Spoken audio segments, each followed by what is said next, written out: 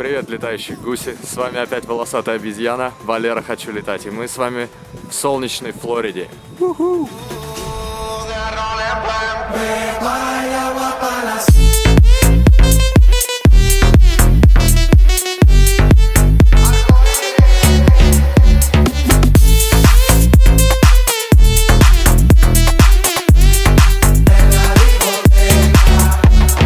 Итак, FreeFly рекорд мира. 200 человек, который будет проходить в августе этого года.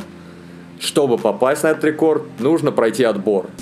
Существует несколько сборов, на которые вы можете приехать в разных точках мира, в основном, конечно, в Америке.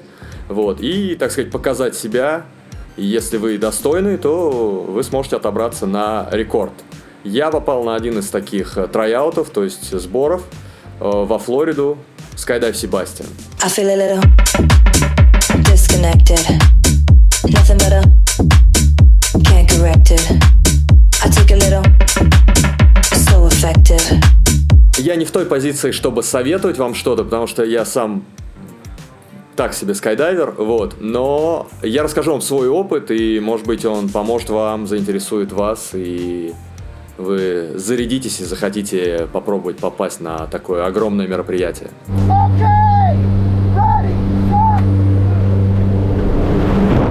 Итак, первое. Английский язык. К сожалению, без него никуда. English, motherfucker, do you speak it? Представьте себе, что вам просто задают вопрос, или вы пытаетесь понять, что вы сделали не так, а вы просто не понимаете этого, да? Было несколько странных моментов во время этого трайаута со мной. Я умудрился налажать, когда нам сказали, на какую высоту выставлять высотомеры звуковые, пищалки. И я перепутал высоту, и во время разбора этого прыжка мне сказали, в чем проблема. И я признался честно, что я перепутал просто высоту, мне послышалось, что должна быть другая. Это, я думаю, очень большая составляющая. Вас просто будут понимать лучше, если вы сможете общаться, если вы будете задавать корректные вопросы, если вы будете просто слушать и делать то, что от вас ждут, что просят вас сделать. Поэтому английский, конечно, очень важная часть во всех, наверное, подобных мероприятиях. Спонсор этой рубрики Маруся, благодаря которой я выучил английский. Привет. You silly diplomat. Why'd you learn some English, Sergey? Дальше, друзья, дисциплина. Дисциплина здесь очень важна. Что я подразумеваю под дисциплиной? Это не буги, то есть это не развлекательный фестиваль, на который вы приехали потусить, побухать там, и прочее, повеселиться. Здесь весело, но темп здесь очень быстрый. Вот вам пример. Я приземлился, снял систему, отдал ее укладчику и просто увидел знакомого человека, начал общаться. Я не знаю, прошло буквально 5, может быть 7 минут. Мы чуть поговорили, я пошел в комнату для разбора видео, и оказалось, что все уже сидят и ждут меня, пока я соизволю прийти.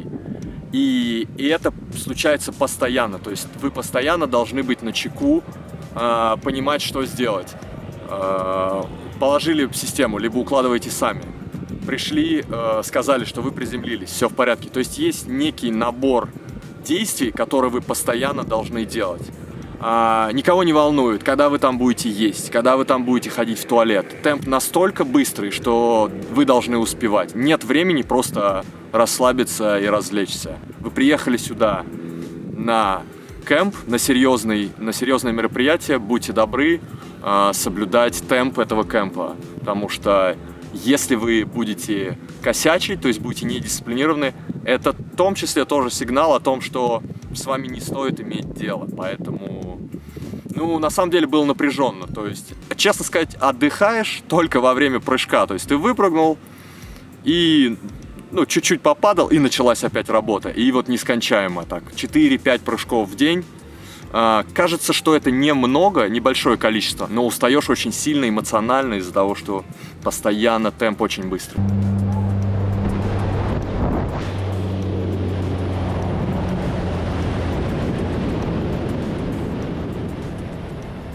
Прыжковый опыт. Сюда приезжают очень крутые флайеры. И очень крутые. Просто, по-другому не сказать. Да? Сюда приезжают не только американцы, но и люди из других стран.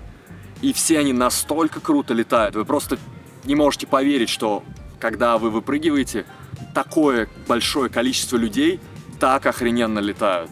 Это просто, невероятно. Это сразу тебя немножко прибивает к земле, и ты думаешь, ого, мне есть чему еще поучиться. Вот. И что здесь можно порекомендовать или сказать? Я сделал большую ошибку, я не распрыгался перед тем, как сюда приехать. Это никак не отразилось на моих полетных качествах, но я очень сильно нервничал, да, то есть новая дроп-зона, новое приземление. Я приехал сюда пораньше, но не получилось поймать хорошую погоду, и, соответственно, мой первый прыжок спустя полгода, я прыгал последний раз полгода назад, был именно, одна из попыток трайаута. Это было очень напряжно, поэтому если у вас есть возможность распрыгаться, сделать хотя бы парочку прыжков, пусть даже зимой, ничего страшного, то, мне кажется, есть смысл сделать это.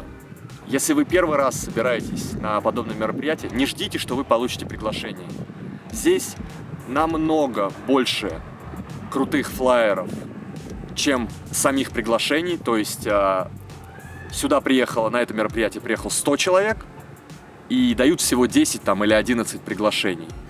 И если вы приехали сюда первый раз и никто вас не знает, то маловероятно, что вы его получите. Вас должны видеть, как и во всех других делах. Это нормальная ситуация. Вы должны всегда быть на виду. Вы должны показывать людям, что вы хорошо летаете, что вы, в принципе, готовы вложить свои деньги, средства, время и приехать на эти кемпы. То есть вы показываете, что вы просто вкладываетесь, всю душу вкладываете в то, что вы хотите поучаствовать на рекорде. Это очень важно. Если вы супер крутой флайер и приехали сюда первый раз, скорее всего, вас знают. Поэтому у вас есть шанс получить приглашение.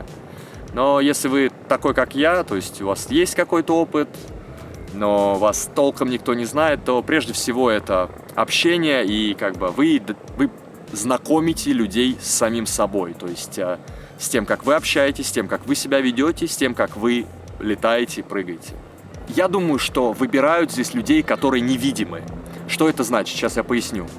То есть вы должны быть видимы на земле, но невидимы в небе. То есть вы должны сделать настолько все хорошо, чтобы до вас невозможно было докопаться, и организаторы просто докапываются по мелочам до каждого человека. И вы должны быть тем человеком, до которого вообще не докопались. Вы быстро подошли, вы взяли захват, вы смотрите, куда вам нужно смотреть. Все. Просто если вам не скажут ни одного слова, это значит, что это очень хорошо. А вам по-любому что-нибудь скажут.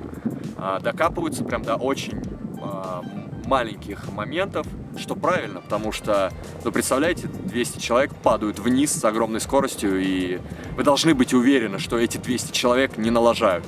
Вот. Собрать это одно, а быть безопасным — это второе. Скорее, первое — это быть безопасным, а потом уже собрать формацию. Поэтому организаторы должны быть уверены, что вы ни на секунду не сомневаетесь в своих действиях и в действиях людей вокруг вас.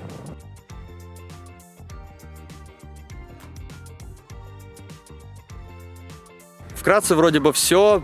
Если у вас еще какие-то вопросы остались, пишите в комментариях, я буду рад ответить на них. Или, может быть, вы можете просто мне написать в Инстаграм и пообщаемся. Если вы серьезно заряжены на подобное мероприятие, я расскажу вам все подробности и свой опыт.